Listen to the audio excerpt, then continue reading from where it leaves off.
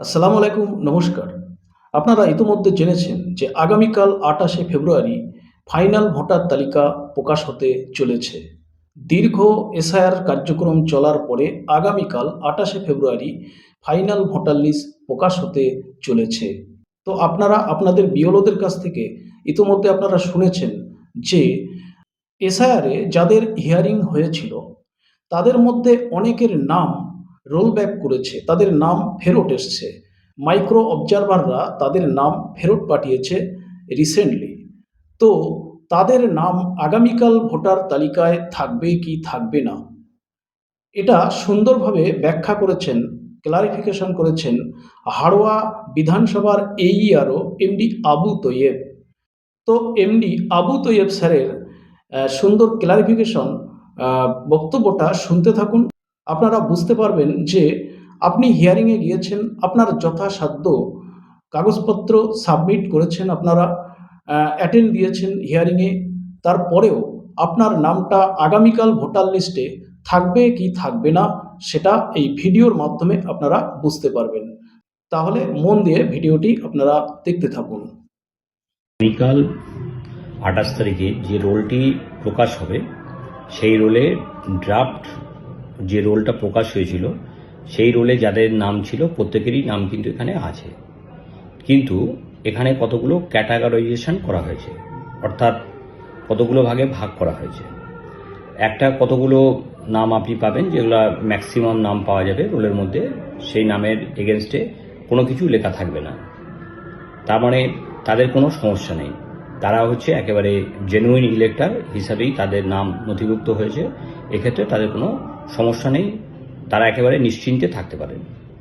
২ নম্বর হচ্ছে কতগুলো নাম আছে যাদের নামের এগেনস্টে তাদের নাম মাঝ বরাবর লেখা থাকবে আন্ডার জুডিকেশন বা বিচারাধীন, অর্থাৎ এদের কেসগুলো হচ্ছে যে ইয়ারও বা এইআরও এদের কেসগুলোকে ডিসপোজ করেছিল, কিন্তু রোল অবজারভার বা মাইক্রো অবজারভার ইয়ারও বা এইআরওকে আবার তাদেরটা ফেরত পাঠিয়েছিল রিভিউ করার জন্যে, তাদের ডকুমেন্টস বা কেসটাকে আবার রিভিউ করার জন্য।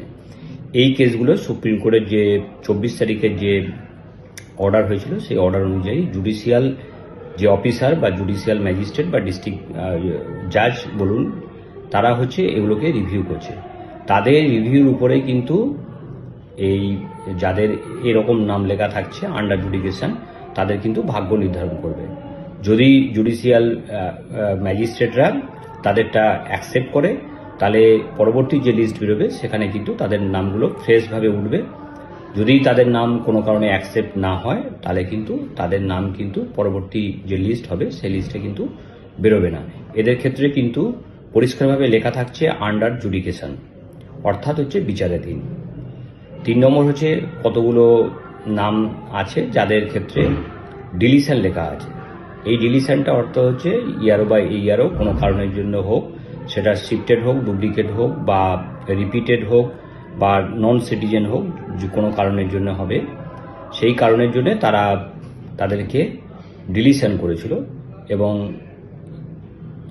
যে রোল অবজারভার বা মাইক্রো অবজারভার যারা আছেন তারা কিন্তু তাদের সঙ্গে সহমত পোষণ করেছেন, এক্ষেত্রে তারা কোনো প্রকার রিভিউ দেননি, এগুলো ফাইনালি তাদের নাম ডিলিশনের পর্যায়ে চলে যাচ্ছে। এক্ষেত্রে একটি অত্যন্ত গুরুত্বপূর্ণ কথা বলবো, আমার পূর্বে বহু ভিডিওতে আমি বারবার করে বলেছিলাম যে যাদের হিয়ারিং হচ্ছে বা বিএলও যখন আপনাকে ডকুমেন্টস চাইছে, আপনি আপনার কাছে যত বেশি সংখ্যক ডকুমেন্টস আপনি জমা করতে পারবেন তত আপনার জন্য ভালো হবে। যারা করেছেন তারা নিশ্চিতভাবে আজকের দিনে খুব শান্তির মধ্যে আছেন বা সুবিধাজনক অবস্থায় আছেন। যারা করেননি তাদের ক্ষেত্রে যে কি হবে সেটা একমাত্র জুডিশিয়াল যে রিভিউ হচ্ছে রিভিউর পরবর্তী সময়ে বোঝা যাবে। আপনারা স্যারের কথা নিশ্চয়ই বুঝতে পেরেছেন। যাদের কোনো হিয়ারিং হয়নি তাদের নাম অটোমেটিক্যালি ভোটার তালিকায় থাকবে, কিন্তু যাদের হিয়ারিং হয়েছিল, হিয়ারিং হওয়ার পরেও যাদের নাম রিসেন্টলি রোল ব্যাক করেছে, যাদের নাম ফেরত পাঠিয়েছেন মাইক্রো অবজারভাররা, তাদের নামও ভোটার তালিকায় থাকবে, কিন্তু নামের পাশে লেখা থাকবে আন্ডার জুডিকেশন, অর্থাৎ বিচারাধীন। এই ভোটারগুলো, এই রোল ব্যাক করা ভোটারগুলো বিচারপতির আন্ডারে বিচারাধীন থাকবেন। বিচারপতি রিভিউ করে যদি মনে করেন যে এই ভোটার সঠিক, তাহলে তাকে অ্যাকসেপ্ট করবেন, এবং যদি মনে করেন যে এটা বেঠিক, তাহলে এই ভোটারকে রিজেক্ট করবেন। 28শে ফেব্রুয়ারি যে ভোটার তালিকা পাবলিশ হবে, তার কিছুদিন পরে আবার সাপ্লিমেন্টারি ভোটার তালিকা প্রকাশ হবে। বিচারপতি যে ভোটারকে অ্যাকসেপ্ট করবেন তার নামটা সাপ্লিমেন্টারি ভোটার তালিকায় যাবে, এবং যাকে রিজেক্ট করবেন তার নামটা সাপ্লিমেন্টারি ভোটার তালিকায় যাবে না, অর্থাৎ তার নামটা বাদ যাবে। তো বন্ধু, নাম বাদ যাওয়ার পরে তো বসে থাকলে হবে না, পদক্ষেপ নিতে হবে কিভাবে পুনরায় ভোটার তালিকায় নিজের নামটা আবার তোলা যায়। তো কোন পদ্ধতি অবলম্বন করবেন, কোন পদক্ষেপ নেবেন নিজের নামটা পুনরায় ভোটার তালিকায় আনার জন্য, সে নিয়ে অবশ্যই ভিডিও আসবে। সুতরাং পরবর্তী আপডেট পেতে চ্যানেলটি সাবস্ক্রাইব করে রাখুন। সুস্থ থাকুন, ভালো থাকুন।